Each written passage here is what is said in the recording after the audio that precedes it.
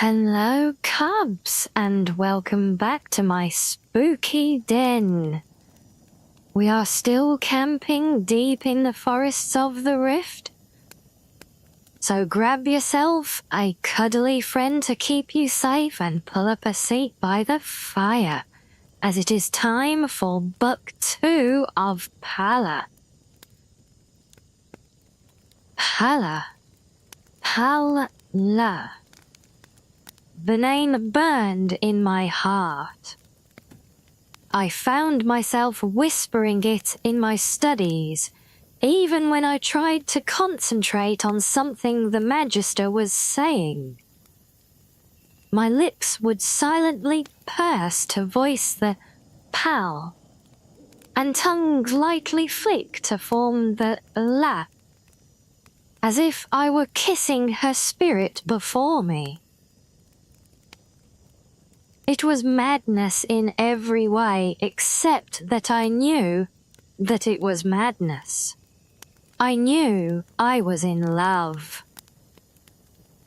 I knew she was a noble Redguard woman, a fierce warrior more beautiful than the stars. I knew her young daughter, Betaniki, had taken possession of a manor house near the guild, and that she liked me, perhaps was even infatuated. I knew Palla had fought a terrible beast and killed it. I knew Palla was dead. As I say, I knew it was madness, and by that, I knew I could not be mad. But I also knew that I must return to Betaniki's palace to see her statue of my beloved Palla engaged in that final, horrible, fatal battle with the monster. Return I did, over and over again. Had Betaniki been a different sort of noblewoman, more comfortable with her peers, I would not have had so many opportunities. In her innocence, unaware of my sick obsession, she welcomed my company. We would talk for hours, laughing, and every time we would take a walk to the reflecting pond, where I would always stop breathless before the sculpture of her mother. It's a marvelous tradition you have, preserving these figures of your ancestors at their finest moments, I said, feeling her curious eyes on me. And the craftsmanship is without parallel. You wouldn't believe me, laughed the girl. But it was a bit of a scandal when my great-grandfather began the custom. We Redguards hold a great reverence for our families, but we are warriors, not artists. He hired a traveling artist to create the first statues, and everyone admired them, until it was revealed that the artist was an elf, an Altma from the Somerset Isle. Scandal! It was absolutely. Betaniki nodded seriously. The idea that a pompous, wicked elf's hand had formed these figures of noble Redguard warriors was unthinkable, profane, irreverent, everything bad you can imagine. But my great-grandfather's heart was in the beauty of it, and his philosophy of using the best to honor the best passed down to us all. I would not have even considered having a lesser artist create the statues of my parents, even if it would have been more allegiant to my culture. They're all exquisite, I said. But you like the one of my mother most of all, she smiled. I see you look at it even when you seem to be looking at the others. It's my favorite also. Would you tell me more about her? I asked, trying to keep my voice light and conversational. Oh, she would have said she was nothing extraordinary. But she was, the girl said, picking a flower from the garden. My father died when I was quite young, and she had so many roles to fill. But she did them all effortlessly. We have a great many business interests, and she was brilliant at managing everything. Certainly better than I am now. All it took was her smile, and everyone obeyed. And those that didn't paid dearly. She was very witty and charming, but a formidable force when the need arose for her to fight. Hundreds of battles, but I can never remember a moment of feeling neglected or unloved. I literally thought she was too strong for death. Stupid, I know. But when she went to battle that horrible creature, that freak from a mad wizard's laboratory, I never even thought she would not return. She was kind to her friends and ruthless to her enemies. What more can one say about a woman than that? Poor Betaniki's eyes teared up with remembrance. What sort of villain was I to goad her so, in order to satisfy my perverted longings? Sheogorath could never have conflicted a mortal man more than me. I found myself both weeping and filled with desire. Palla not only looked like a goddess, but from her daughter's story she was one. That night, while undressing for bed, I rediscovered the black disc I had stolen from Magister Tendixus's office weeks before. I had half forgotten about its existence.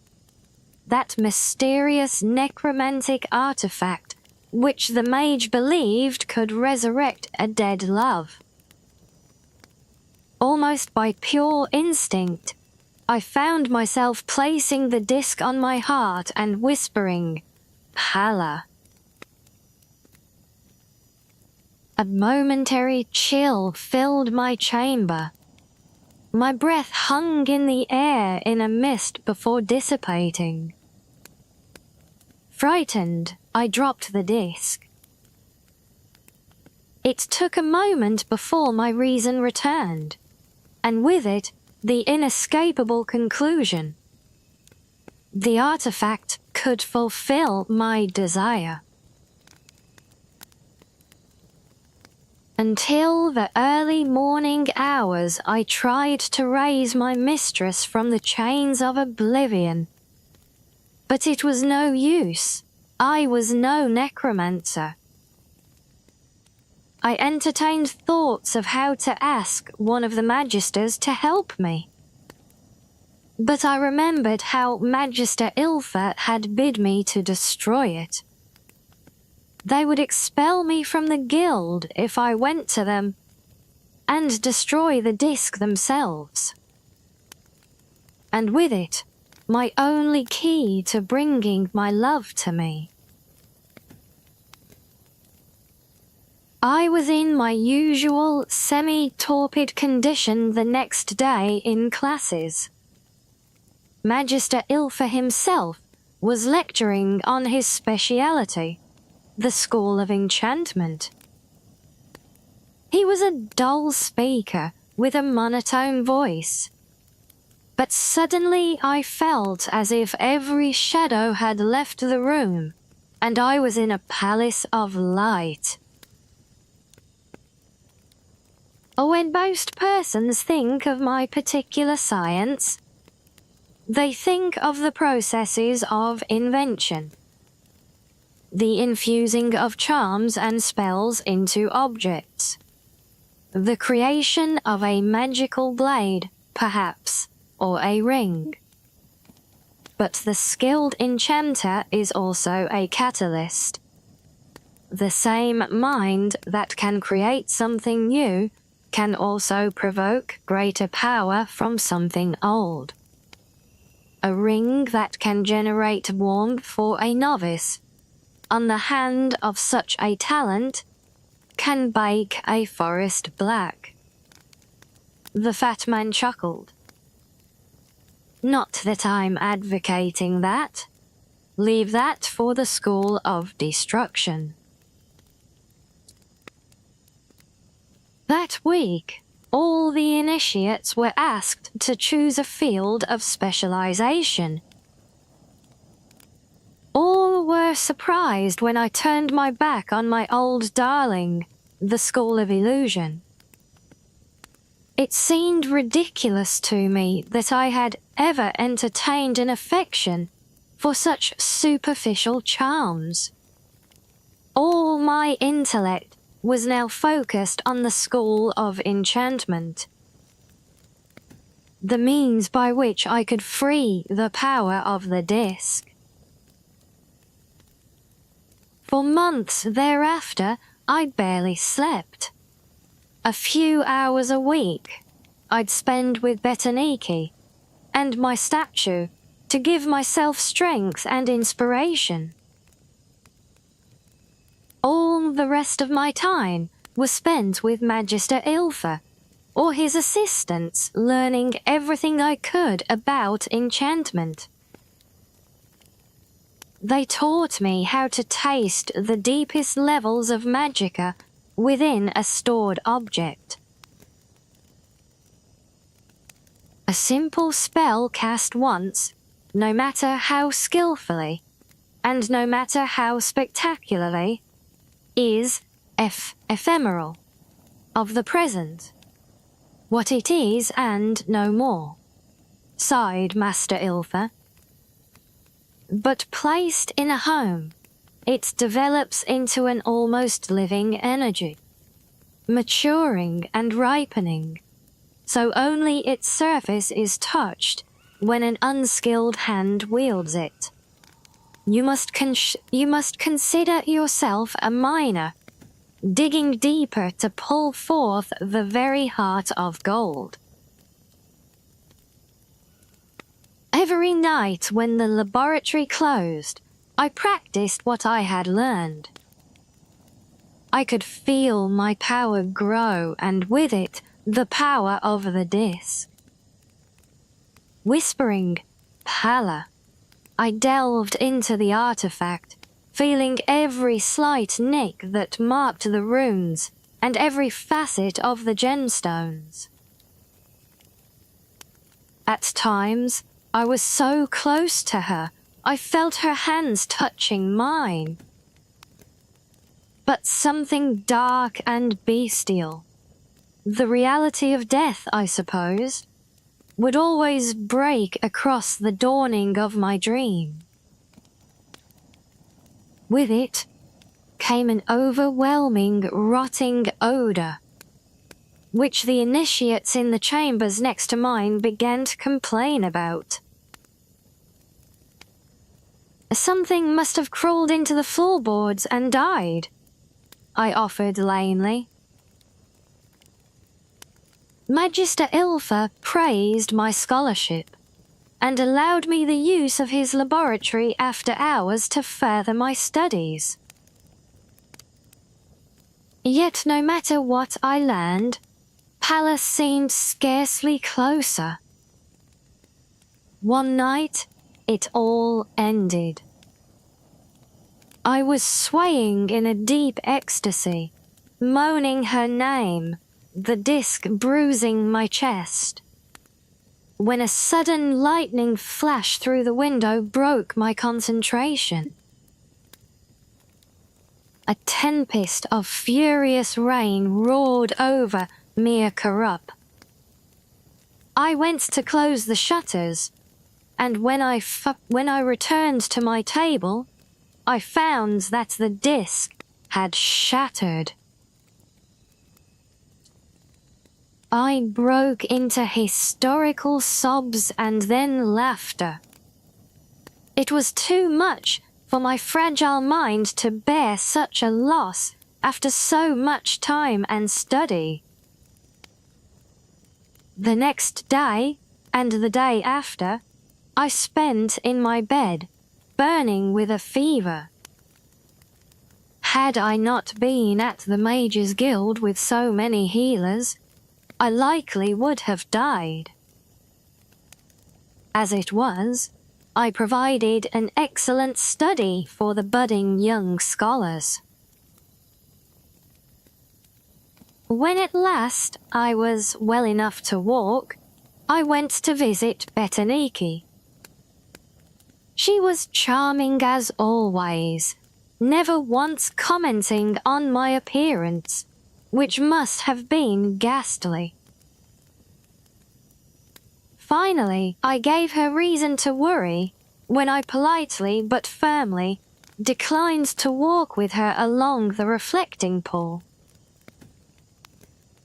"But you love looking at the statuary," she exclaimed.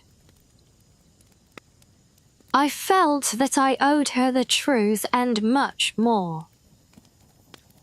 "Dear lady, I love more than the statuary. I love your mother. She is all I've been able to think about for months now, ever since you and I first removed the tarp from that blessed sculpture. I don't know what you think of me now, but I have been obsessed with learning how to bring her back from the dead." Betaniki stared at me, eyes wide. Finally, she spoke. "I think you need to leave now. I don't know if this is a terrible jest. Believe me, I wish it were. You see, I failed. I don't know why. It could not have been that my love wasn't strong enough, because no man has a stronger love. Perhaps my skill as an enchanter is not masterful, but it wasn't from the lack of study." I could feel my voice rise and I knew I was beginning to rant, but I could not hold back. "Perhaps the fault lay in that your mother never met me. But I think that only the caster's love is taken into account in the necromantic spell. I don't know what it was. Maybe that horrible creature, the monster that killed her, cast some sort of curse on her with its dying breath. I failed and I don't know why." With a surprising burst of speed and strength for so small a lady, Betaniki shoved herself against me. She screamed, "Get out!" and I fled out of the door. Before she slammed the door shut, I offered my pathetic apologies. "I'm so sorry, Betaniki, but consider that I wanted to bring your mother back to you. It's madness, I know, but there is only one thing that's certain in my life, and that's that I love Palla."